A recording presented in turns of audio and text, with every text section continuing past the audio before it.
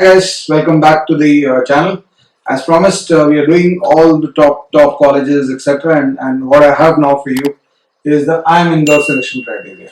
A lot of you have been asking me 95 percentile, 97 percentile, 98 percentile, आएगा नहीं आएगा, call आएगा नहीं आएगा, etc. So I'm just trying to take you through the selection criteria of all the top B schools.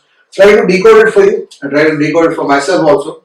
And I hope this series is proving useful for you. Do share the videos, like the channel, subscribe to the channel, like the videos, do comment also.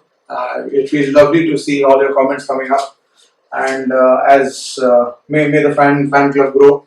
So here with me Arun Sharma, and let's have a deep dive into IIM Indore. Right. So the first is the eligibility point. The candidate must hold a bachelor's degree with at least 50% marks. So that's a relief, not 60 as I am Kozhikode. 50% marks or equivalent, 45% in case of scheduled caste, scheduled tribe and PWD categories, awarded by any of the universities, blah blah blah. You can just read this is self-explanatory. And the bachelor's degree or equivalent qualification obtained by the candidate must entail a minimum of 3 years of education after completing 12 standard. So 10 plus 2 complete करने के बाद you should have minimum 3 years graduation experience. So ये तो basic eligibility criteria हो गया. Notice there is no eligibility criteria with respect to 10th or 12th marks here. But it's not so simple. It's not that you can rejoice कि 10th 12th में अच्छा नहीं किया, because you're going to have a surprise here. We'll come to that. Then stage 1 eligibility criteria further, which is again not a selection criteria. It's not a call. It's a eligibility criteria. Are you being considered in the candidate pool they are looking at? All applicants who apply for the 2-year PGP of IIM Indore must satisfy the eligibility criteria mentioned in advertisement, and also the minimum sectional percentile and overall percentile scores in CAT 20 as mentioned in table 1. So percentile minimums are 80 for DILR, 80 for VRC and 80 for QA. So you have a 79.9 percentile in one section, you're out. There's no chance. You do not stand a chance at IIM Indore. You're not going to get a call. You got a 99.9 percentile overall, but you do not have 80 percentile in one of the 3 sections. You're out. And another thing is, unless you have 90 overall for a general candidate, and also the same criteria applies for EWS candidates. EWS is also the same 80, and that kind of buttresses what I've been talking about, the fact that EWS versus general में बहुत ज़्यादा drop नहीं है. Although the EWS category exists, it is not giving you a 5 percentile change or even a 4 percentile change. Normally 1 or 2 percentile is the only change between general and EWS with respect to qualification into the top B schools. So there is absolutely no leeway on the sectional cutoffs or on the overall cutoffs if you belong to EWS. If you are in the OBC category, the sectional cutoffs drop to 70.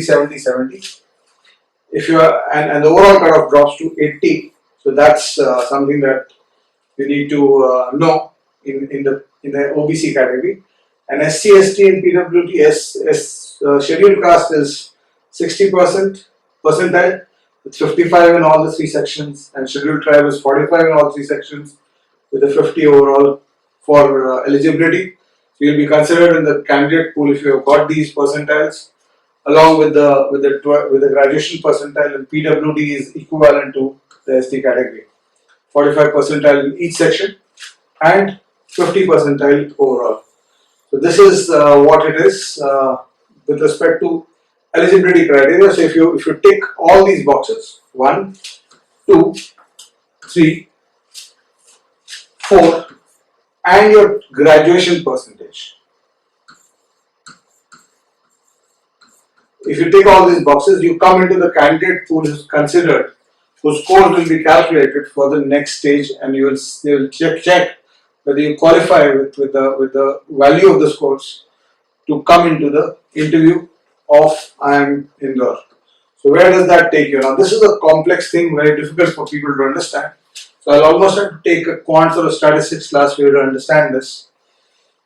Couple of surprising things. I mean, just think of this. When you look at this table, only those candidates satisfying requirements mentioned in stage 1 will be considered for this stage of shortlisting for VAT and PI. So they have a VAT and PI.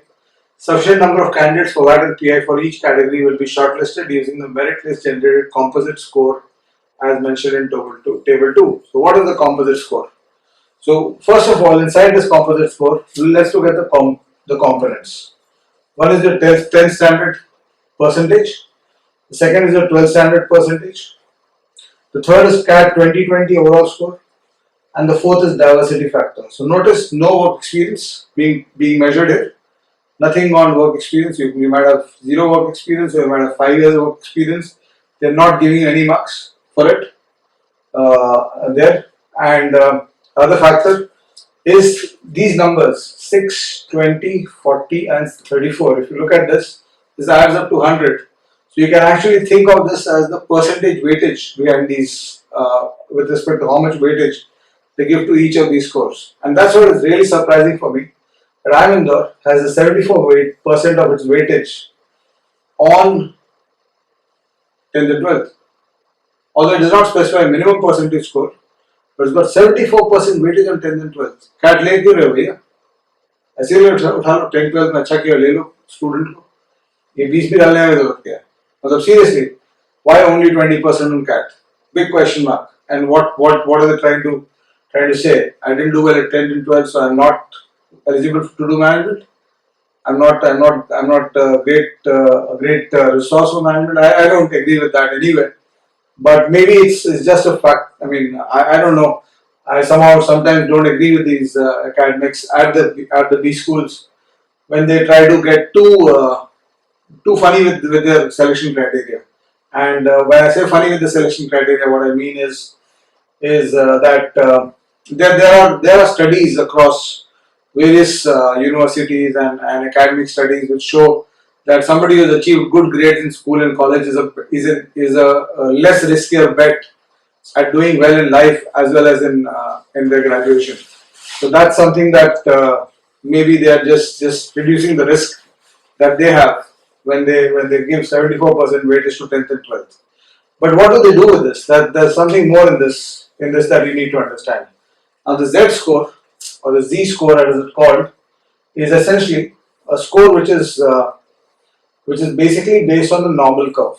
So what we have on the normal curve normally is something called, the normal curve is a curve that, let me just explain that. As I said, I'm taking more of a statistics class here than anything else.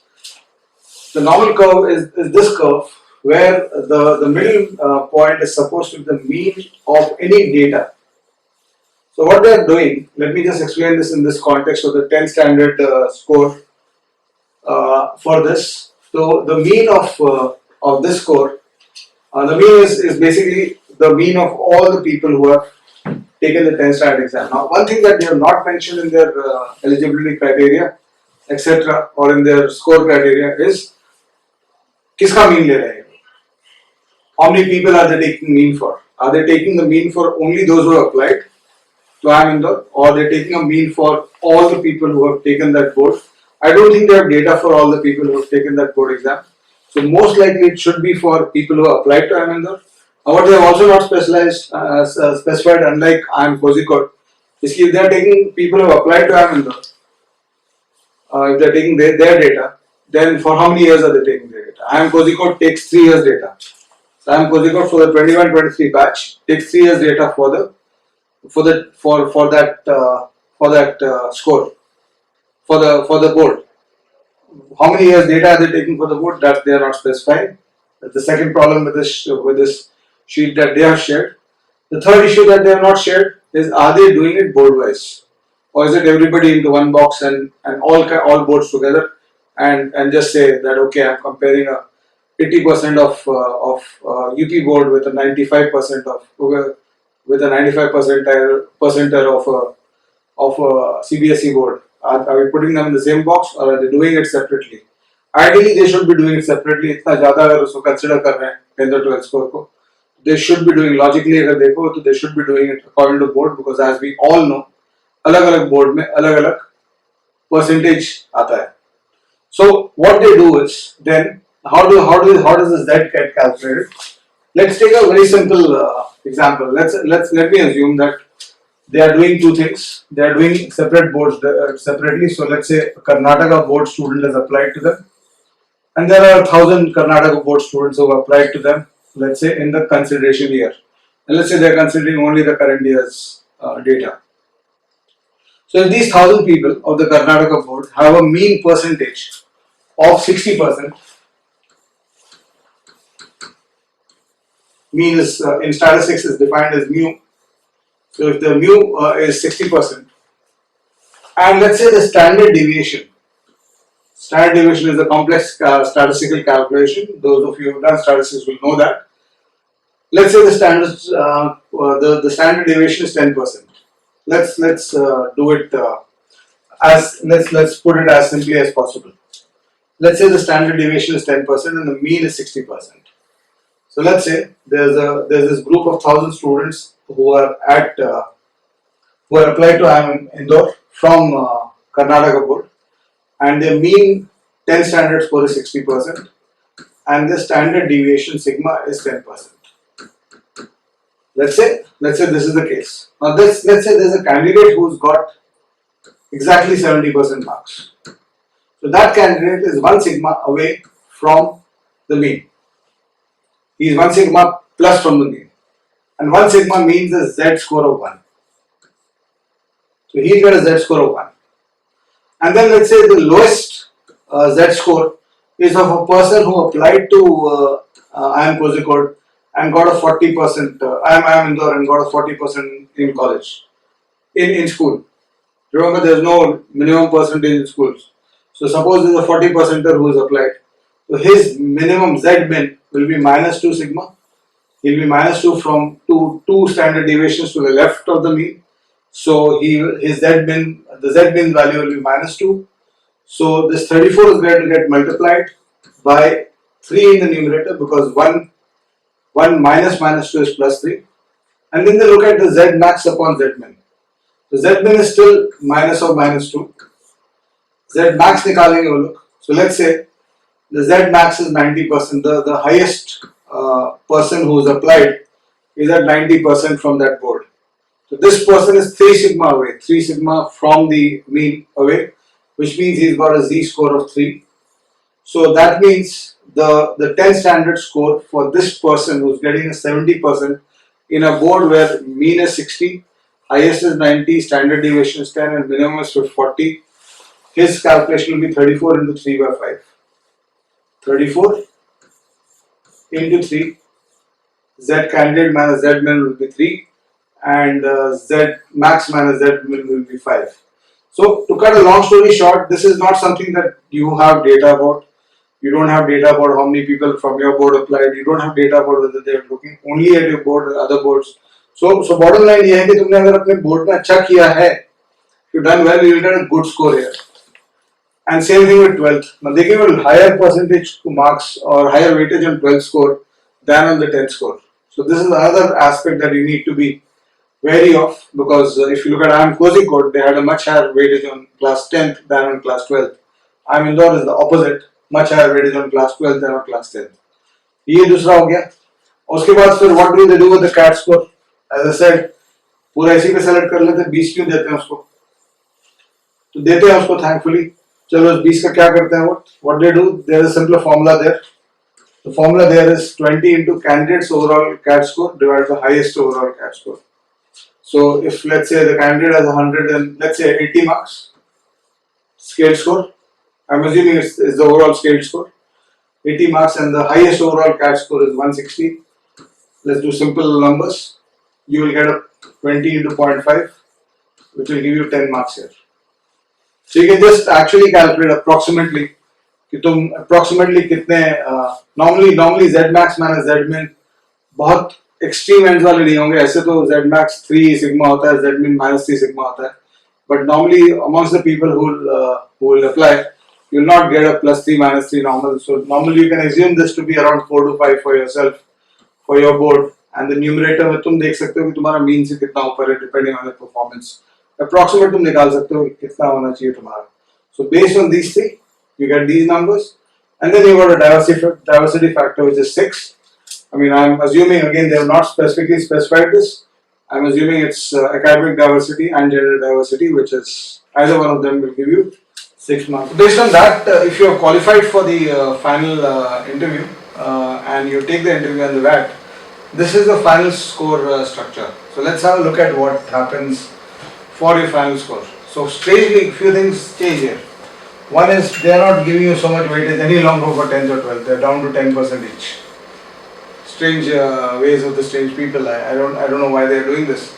At the GD for the pre-selection of GDPR, they are giving huge weightage for 10th, 12th, 74%, and now it's down to 20%.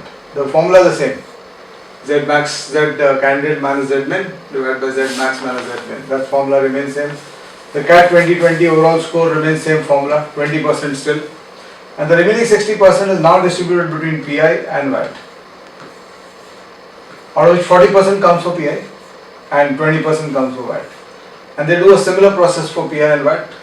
They will take all the people's PI score, put it on a statistical sheet, and then decide, find the mean, find the standard deviation, check how many standard deviations above or below you are from the mean, subtract your standard deviation minus the standard deviation of the minimum guy. Simple, let's simplify this. Let's say their